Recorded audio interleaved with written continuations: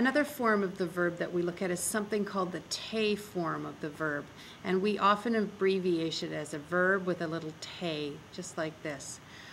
Why do we use this form of the verb? This is a particularly sticky form of the verb, and what it does is it allows us to join up with other words to make a more detailed meaning.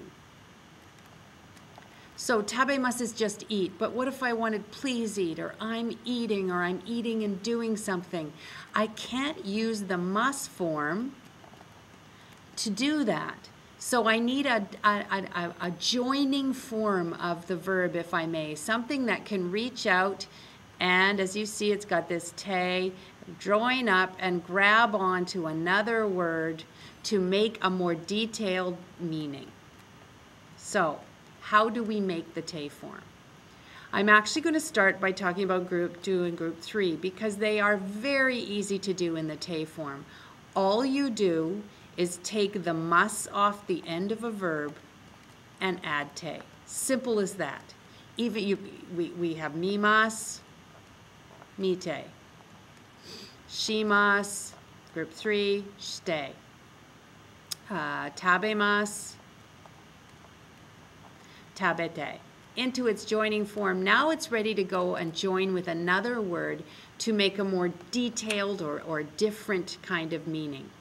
Group 1 just requires you to make the te form based upon what kind of e sound you find just before the mas. So if you take off the mas and you find an e, a chi, or a ri, you are going to remove the e, chi, or ri, and you're going to add a small su and a te. If you take off the mas and you see a b, a mi, or a ni, you are going to remove the b, mi, ni, and you're going to add unde. And you're adding unde to the other things that, the other hiraganas that are left. If you see a ki, again, it comes off and you add ite, a gi, which sounds just like ki. So you add something very similar, ide. And a she in group 1, we're going to drop and we're going to add shite. So if I was to look at it here, a group 1 that has a e, I would have kaimas, drop this, look at the e, drop that, and I have kate. Bimi ni, yomimas, to read. Drop the mas, I have a mi, drop the mi, yonde when I add it on. Ikimas, aha, ikimas is going to be its own thing here. Ikimas is still group 1, but in the te form only, it's going to be ite. How about fukimas, to use when the wind blows? Fuite, once we do our changes. Oyogimas certainly is one that's got that gi sound in it. So oyogimas, off with the mas, off with the gi, oyoide. And finally, keshimas, to erase, keshde. So I'm just going to take you back and reconfirm that in te form only, ikimas has its own strange form of ite. Now that we have the te form made, we can use it. So for example, if we want to request that someone does something, we put our verb in the te form and we go and we grab the word kudasai. So tabete kudasai. Please eat. We can also say specifically what's happening or what we are doing now.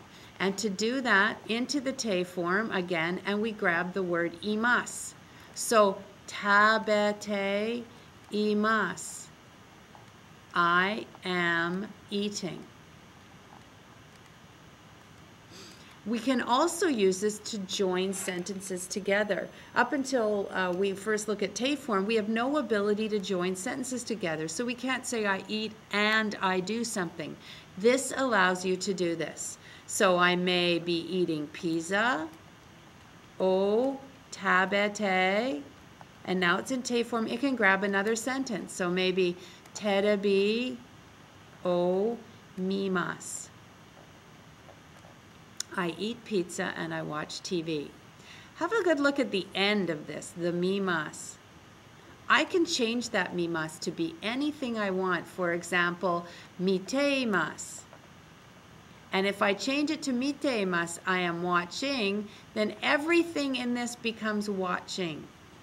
Maybe it's mite kudasai. Once I change this verb, the change in the meaning here impacts here as well. So, pizza o tabete terebi o mite kudasai. Please watch TV and please eat pizza. The last thing that I can use, or one of the other things, sorry, that I can use the te form for is to ask permission, or may I. So, for example, toire e ite mo I desu ka. So the verb in the te form, there it is. And it's just gonna grab mo I desu ka. If you're gonna say you can, then ite mo I desu. You can also tell someone that you cannot do something. So toire e ite wa dame desu. Again, the verb in the te form plus wa dame desu says you may not, you are not allowed to do something. The te form.